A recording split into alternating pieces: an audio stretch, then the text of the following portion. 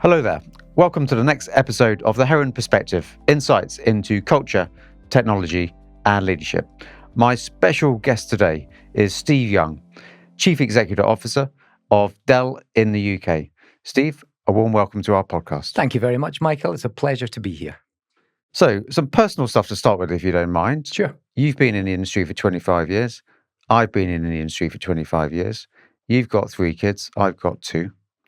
Do you think your kids will be in the same industry for 25 years? It's a really interesting question. So and reflecting on that, it's my 30-year anniversary. Been married to Leanne now for 30 years. We've got 3 kids.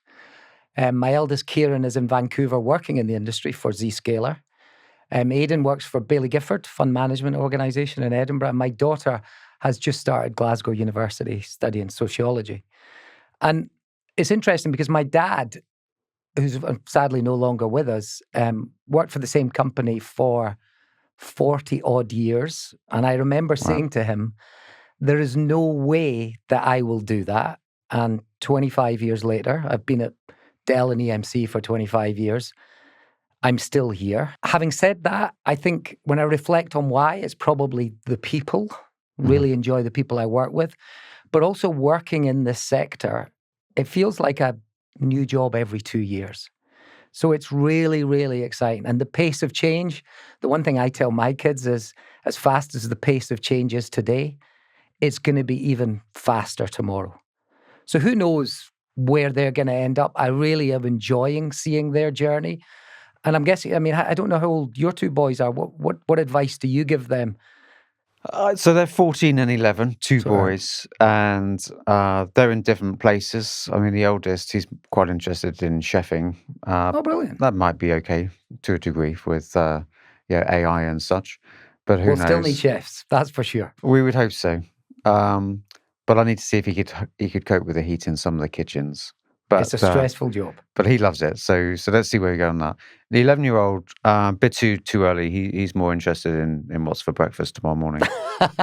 Well, perhaps the older brother could cook it. There's a good way. That does happen. But, I guess on a more reflective note, personally as a dad, of course, I worry about the future. And, do I or do I not send them to university? If I do, what course would be a good one to do so they come out the other end with hope and prospects? So I do worry about it, but then I do wake up and think, hang on here, I'm the CEO of a tech firm in the UK and I can directly influence this. And where I see things heading, and we're now doing this, is there are some roles that are definitely changing. Yeah, for sure. And some indeed may go. But also I'm seeing new roles being created. So we created a new career portfolio where we have some roles which are under examination for the future with Agentic, but we have other roles that have evolved, and we have a whole set of roles that are new, that just did not exist 6 months ago. And that is, I think, the future. The 29 apprentices that we've brought in last Monday, they've started. They've not come in to do a single vocation. They come into multidisciplinary roles. So they're learning about software engineering, cyber, cloud. They'll be on the desk next week of, front of house. I just think it would be much more multi-ubiquitous, be more three-dimensional, the roles, and they'd be new, as we have to govern, if you like, and manage the agents in the agentic world. There'd just be different roles. Yeah. I just think we have to be creative, look differently, and find roles where humans can be brilliant. And I think it's just different to the roles that they're doing today. And that gives me hope for the future because I can see it now. I can see it in the faces of the apprentices about what they're learning and what the future looks like. So everything is changing, as you say, very quickly. But there's definitely hope because I see it today. I totally agree. And it's interesting because, living and working in the tech bubble, we're technology optimists. We see the opportunity for people ahead. It's only sometimes when you step outside of that bubble. For example, I had some dinner with some old friends, and round the table, you could sense all those parents were absolutely petrified of the future of AI and what it meant for their children's jobs. The one thing I tried to, talk to them about was, first of all, embrace it. Encourage your children to embrace it, because the ones who embrace it are the ones I think that will come out on the right end of it. But also I tell the story about my mum. I mean, my mum grew up, left school very young because sadly her dad passed away and she had to become the breadwinner. So she went to college to learn shorthand and typing. And she was very successful in the industry for about 10 years. But then we don't need shorthand anymore. We don't need typists anymore. But she was never out of employment. She always just evolved into the next role. And roles will change. There's no question about that, to your point. But I think if we instill that right attitude in our children, then I think they'll come out on the right side. Do you know what, Steve? That story about your mother is fascinating because I heard something similar the other day where something like 80% of the roles that existed in society in 1985 were not in existence and not known about at the end of the Second World War. And likewise, I think it was 70% of the roles that existed last year in 2025 were not in existence and not known about in 1985. So in my view, to your point, why is it any different going forwards? So yeah, everyone's worried, like the meeting you said you had the other day with friends and colleagues and others around the future for their children. My message, I think, to everyone would be just because you can't see the roles now doesn't mean that they won't be coming. 100% agree. Where do you see Atos' ability to drive enterprise AI adoption? Where do you think that will, where is the opportunity and where do you think this will take us in the next few years? Yeah. So our vision in Atos by 2028 to be pure service as software. What I mean by that, today, if you think we have a lot of project work, T&M, resource org, I just see that declining over time.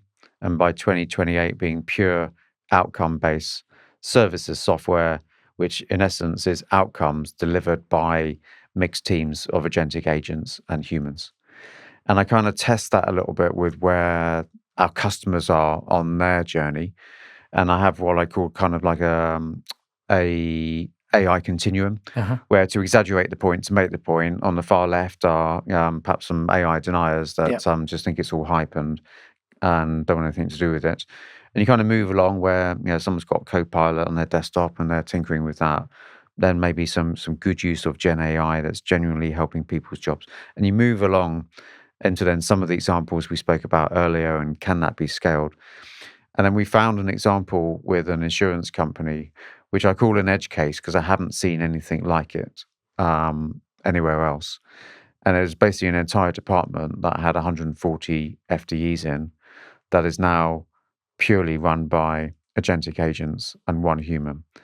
But the fascinating point about that is that's not synonymous with all of those humans being made redundant. Yeah, massive productivity gains, good impact on profit, massive positive impact on customers, but opportunities for people, to your point earlier, around evolving those skills, value-based services, reskilling, evolving, and in some cases, new roles. I think that's an edge case, but I definitely think that's where we're going. I completely agree. I mean, if we can liberate those mundane, heavy admin tasks and give our people time to move up the value chain, spend more time with their customers, that has to be a good thing. Exactly. For me, one thing I'd like to explore a bit further with you is our relationship. So Dell and Atos together, you and I know each other well. So well, we even done litter picking together. We did, I remember that. But listen, this relationship, we're not just formed last quarter. We've been working together for years and years, haven't we? Yeah, we have. I mean, it's a 14-plus year relationship. I mean, I have a very strong and positive history with Atos as well. My role previous to this one is I used to run, we call it our DTS business, but it's basically our biggest global accounts. Think all the largest banks, manufacturing, pharma, telcos, etc. And we had a great relationship. Oh, it would have been 10 years ago at Siemens. That was one of our strongholds as a partnership. So my relationship with Atos goes back many years. The positivity between both of our organizations up at the executive level. And I think you bring something very unique to us, which we need. We're a really, really good infrastructure company. Yeah. And many of our joint customers struggle to turn those infrastructure into outcomes. But with your organization and your expertise, I think together we're able to deliver outcomes to our customers. So this relationship's super important to us across the globe. And how much do you think, Steve, is it down to the technology fit, if you like? Like you've got your place that you've just described, and we've got ours, and there's a really neat fit there to go to market together, versus the cultural fit as well, and how you find us to work with as a group of people and a firm, not just from a tech perspective. How important do you think that is for partnerships? Both are equally important, is my view, Michael. I mean, we know where we're strong and we also know where we have gaps. I think Atos come in with that approach as well. So that means it's a very natural partnership. I also like the European element to Yeah, Atos, yeah, and so the strength of the EMEA business is really important to us as an organization. But then also those relationships with European-based global partners means we're more of a cultural fit as well.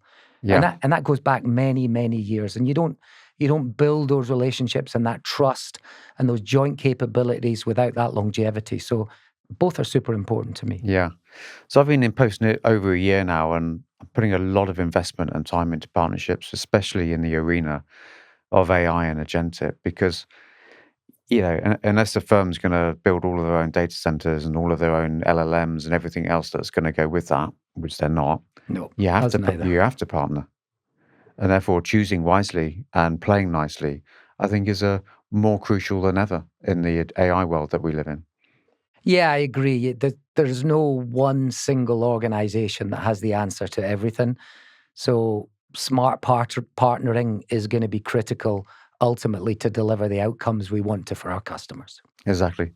So, Steve, swimming into the AI channel, can you talk a little bit about what Dell are doing internally within their organization around AI? And then if we can get onto the customer side as well, if you've got any examples of how you're really making a difference to customers, I'd love to have a chat with you about that. Sure.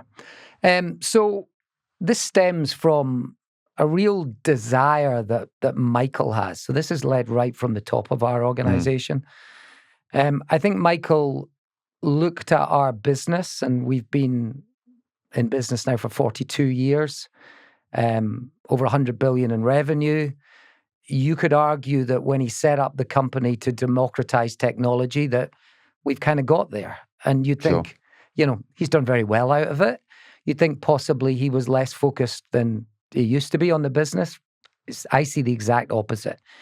He is very focused on delivering AI outcomes within our business to make us the most efficient organization in the world, but also the best for our customers, our Hmm. partners, our team members, and our shareholders. So he is really focused on this, and I know because I'm the global sponsor for some of those projects.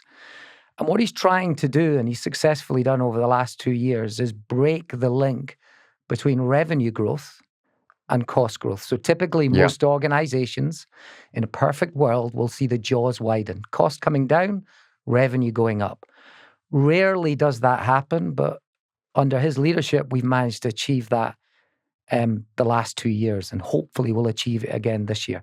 And if I look at how he's done that, clearly the revenue growth, let's talk about that separately because that's based on our customers. But the cost reduction is based on some of the AI and generative right, AI right. tools we've rolled out in our organization. And he was meticulous about how we did this. We focused on four things. The four things that most people would recognize Dell's strengths are: global go-to-market, global ability to support customers, the fact that we build very good products, and finally, our ability to manage a global supply chain.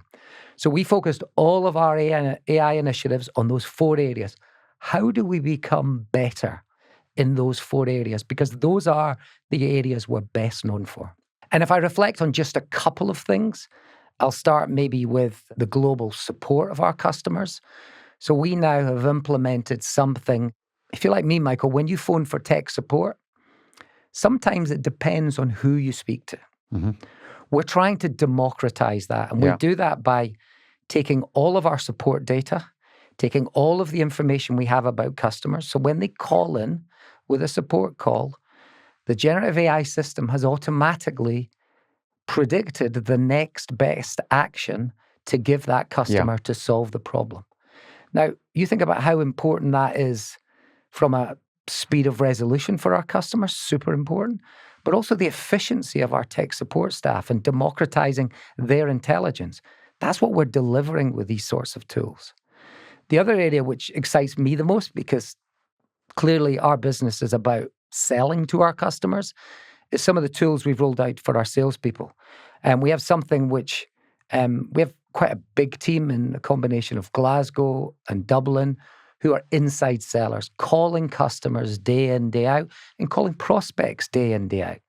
Now, the good ones will do research ahead of them making that call. They'll understand the customer, understand the industry they play in, understand some of their competitors potentially, and use that as the basis for a conversation.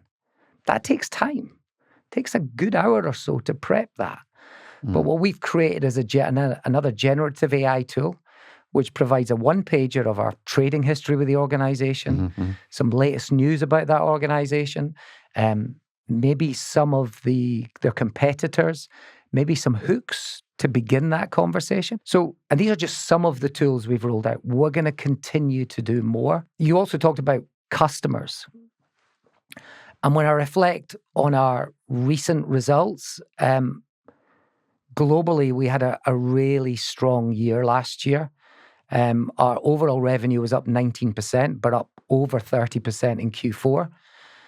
And 23 or so billion of that was AI infrastructure. And when I look at, again, this is in the public domain, our backlog, so of orders still to fulfill, we've got over twice that sitting in backlog.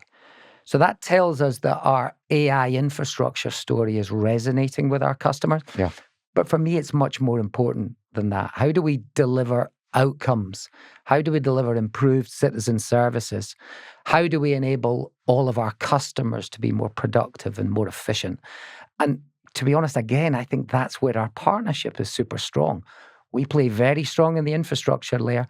I think your ability to deliver outcomes to customers are really important. And I think when we were talking outside, there's some very recent examples of that you probably want to share. There are. So definitely moving towards outcomes and value-based commercial models. It's very difficult, I think, to agentify operations with a customer on a traditional cost plus and an old-fashioned rate card. So the development, I think, new commercial models is one of the three core parts of our sovereign agentic studio, which we've launched. The second aspect is the people part that I spoke about, the career portfolios, where we've gone to market now and gone internally with new roles for new people. Yep. So reflecting that in a world where you're delivering outcomes with mixed humans and agent teams, you need new and different roles and commercial models to accompany that. And then you've got the technology. So there's the Gen AI, but also working with very selective partners. Your good self, of course, largely from the infrastructure perspective, but some very, very novel and unique AI scale-ups and startups that are making a huge difference to our day-to-day operations. And we're just having about an example a day now coming back from our customers about the impact that this is having. So the one we had yesterday was UK government department. Small example, but that's okay. You don't have to go full enterprise yet. But we had 18 people delivering software engineering services on this major application, reduced from 18 people to 10. We put in one Claude agent. Wow. And the time to value decreased for the customer by well over 50%, and they were over the moon. And I think that's going to be key to unlocking enterprise, because if I look at where we're currently being successful, in reality, it's research institutes and universities that have been doing AI and machine learning for a number of years. It's the quant traders, it's the model makers, and it's the neocloud, the CSP providers. That's where the bulk of our successes are. The enterprise is just getting started on this journey, but with incredible stories like that, but also with your capability in terms of leading customer and leading use cases, I think hopefully that means enterprise will move into that mode. Exactly. And it's coming because we now have the examples. Yeah. It was only 6 weeks ago that we were using this term FEMU, so fear of messing up. Yeah. Our It's holding enterprise back. Clients were fearing that. I agree. But when you get these examples with these pilots, and the pilots, they're not throwaway. You can scale them. So what that department has just said to us is, because you've just done this, we now want you to do this. So it leads you into different parts of the organization. And over time, that enterprise will come. What we are seeing is you do need maturity around the business processes and the business architecture. Yeah, there's only so far I think you can go with agentification, and then you get into some really studious thinking with clients about tackling the business architecture that underpins it. But day after day now, we're getting these examples, and it's breeding confidence with the customers that this is real and it is safe and it does work. We had another one the other day where just a small pilot, they're a critical national infrastructure organization. Mm-hmm. They do a lot of risk assessments, if you like. We just took one area, 2 agents, 6 humans, 70,000 hours saved for the customer. Wow. And it's a tiny part of their business, like a dot. So the confidence that I think comes with that will lead to enterprise scale. And maybe that's where we finish, Steve, is that enterprise level. I mean, it sounds like you made terrific progress in Dell internally and with your customers. I think you're really leading the way there. But if you close your eyes and thought 12, 18, 24 months' time, both for you, Dell, what's it look like? But also if you were giving some counsel to industry and to customers, where do you think we're heading from the enterprise level? I think the key will be embracing these changes as they're coming. And you talked about, I think it was fear of messing up. I see that a lot in our enterprise organizations at the moment. But I do sense, to your point, they're starting to turn the corner and say, look, instead of all these proof of concepts we've been running, some have been successful, some have been less successful. They're starting to turn the page. And I think when I look at the enterprises that I would say are leading the way, it's typically organizations who've done a few steps that mean they're in a better position to win in this space. The first one is very much a top-down sponsorship. This is a board-level conversation. This isn't a ground-up conversation.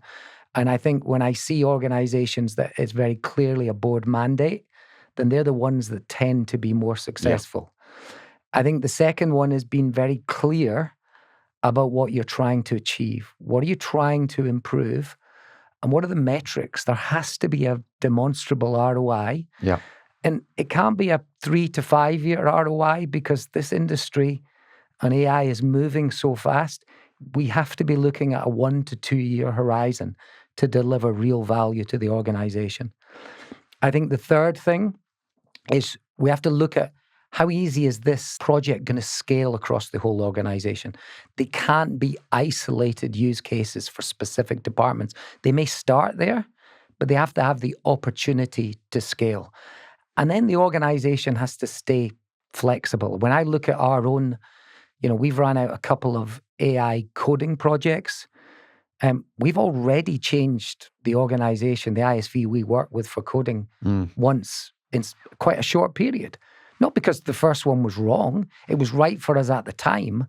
But this industry and this capability is moving so quickly that you have to be flexible and fluid about how you're going to move. So I think the future is very bright for enterprises. I think all enterprises are looking for improvements in productivity and efficiency. And I think this is the capability that will help not just enterprise, but also when I look at our government and citizen services, we need UK PLC to be more successful, to deliver growth. And I think AI and sovereign AI will be the key to unlocking that growth. Very much so. I love the framework, those 3 points that you mentioned. The second one in particular, around in everything you do to assess the ROI for your people and for your customers and for your shareholders as well. I think that must help with focus, because I don't think you just get people to massively transform just by telling them to do something. Yeah. And if you give them an AI tool, that's kind of helpful, but it's more thoughtful than that, I think. So the ROI lens on it, both for people and for shareholders and for customers, I think is super smart. And with the examples that we were speaking about earlier, to help them move along that with confidence and evidence that it is okay, and to do it in a regulated environment. And often a lot of the work, we do with mission critical services and critical national infrastructure, you do have to ensure that the regulation and the governance is moving as quickly as the technology paces.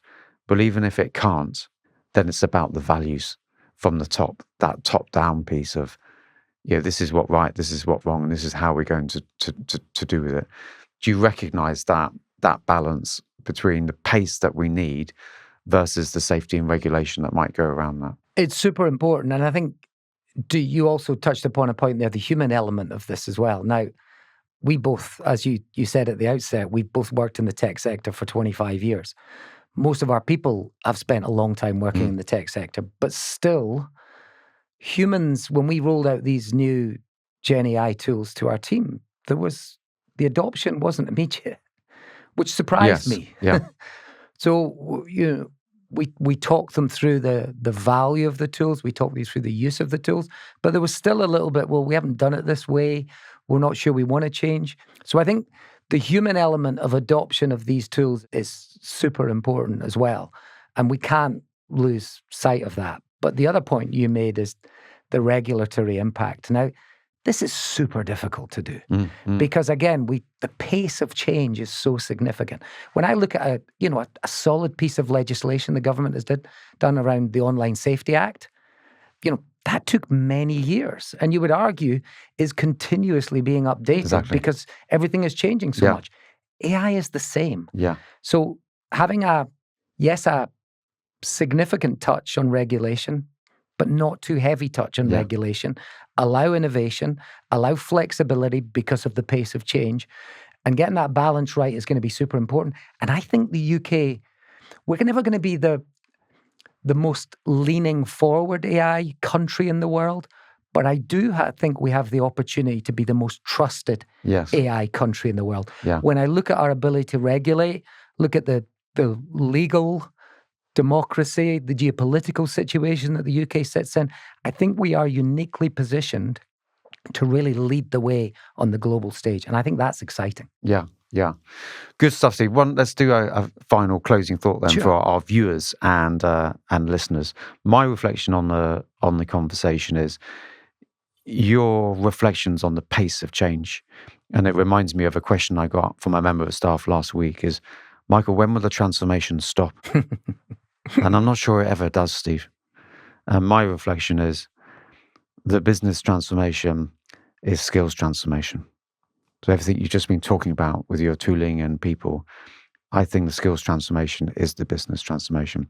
That would be my final thought, Steve. What would be yours? Yeah, I completely agree. And I'll probably go back to what we talked about at the start, which is the thing I love about technology for the last 25 years. And I've worked at a combination of EMC and Dell for the last 25 years. Is I don't feel like I've worked at the same organization because of the pace of change, because of the pace of skills transfer, because every 2 years I feel as though I'm doing a new role and there's new exciting opportunities. So my final reflection would be, as fast as the world is changing right now, it's still the slowest you're going to experience because tomorrow will be faster.